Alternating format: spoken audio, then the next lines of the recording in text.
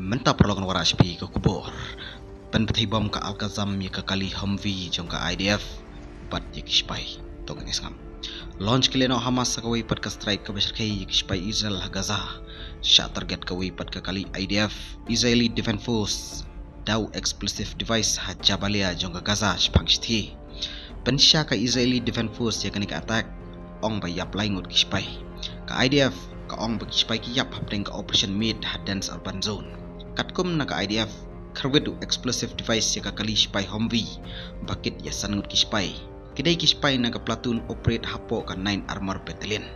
Baro laingut ki spy baklem yap kidai jong ka rotem battalion ka GVT brigade. Staff Sergeant Lior Steinberg Arpus 6 Karta, Combat Medic na Peta Tikva, Staff Sergeant Ofek Bashana, Kumju Hakarta ka ba Arpus 6, Uday Medic na Kanongba Yafni, Staff Sergeant Omer Wan Gelder, Arpo Arsnem Karta Squad Commander na Male Adumim. Ka IDF ka ong arngut kiwipat ki spy ki basyong hapo kaju kakali kilaman saujur. Kakali Humvee jongki, ka escort ya ka fire engine bapalig bu siya Gaza. Ka IDF ka ong bayagan ni Jingjia, ka Jing Tokit kalayat syakmat, patkin semi buon ki iki. Ka Jingyap jong kinong Israel Gaza, kalakot siya ka South Pa Arplangut, kantop arngut ki police officer, palangut ki kontraktor. Kubisibon, Story Tala, London Network, Daily Post.